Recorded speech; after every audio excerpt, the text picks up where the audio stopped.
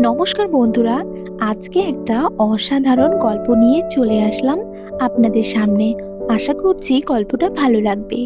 গল্পটা খুব ছোট করে বানানো হয়েছে।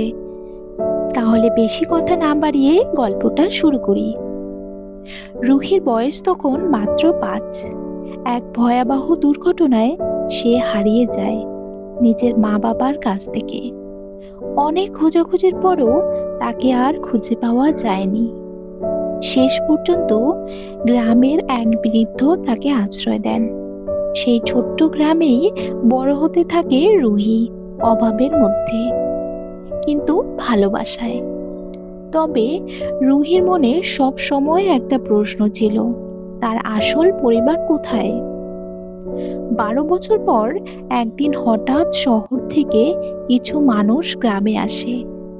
তাদের হাতে ছিল পুরনো একটি ছবি আর হারিয়ে যাওয়া মেয়ের খোঁজের কাগজ। ছবিটা দেখে বৃদ্ধার সন্দেহ হয়। পরে নানা প্রমাণ মিলিয়ে জানা যায় রুহি সেই হারিয়ে যাওয়া মেয়ে।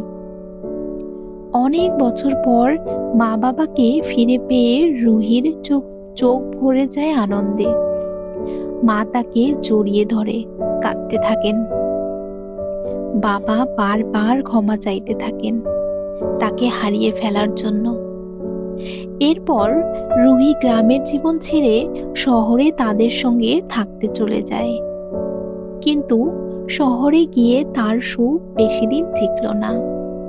সেখানে গিয়ে সে জানতে পারে তার মা বাবা কয়েক বছর আগে আরেকটি মেয়েকে দত্তক নিয়েছে। মেয়েটির নাম ছিল তৃষা। বাইরে থেকে খুব ভদ্র মনে হলেও ভিতরে ভিতরে ছিল সে ভীষণ হিংসুটে।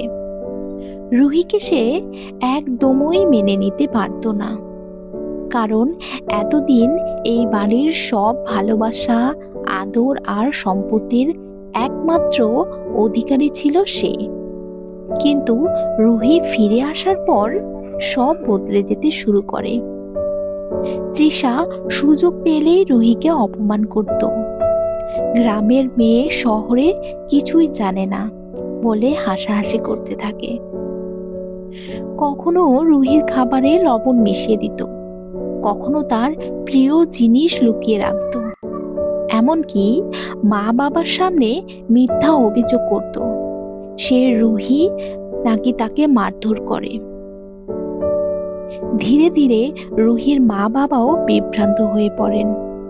তারা বুঝতে পারছিলেন না কাকে বিশ্বাস করবেন।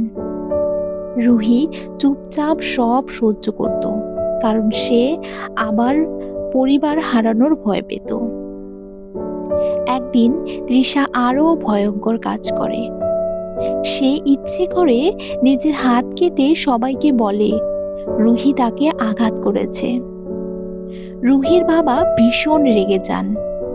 সেদিন রুহি অনেক কেঁদেছিল, কিন্তু সত্য বেশি দিন লুকিয়ে থাকেনি। বাড়ির সিসিটিভি ফুটেজে সব ধরা পড়ে। দেখা যায় তৃষাই নিজের ক্ষতি করেছে আর সব দোষ রুহির উপর চাপিয়েছে।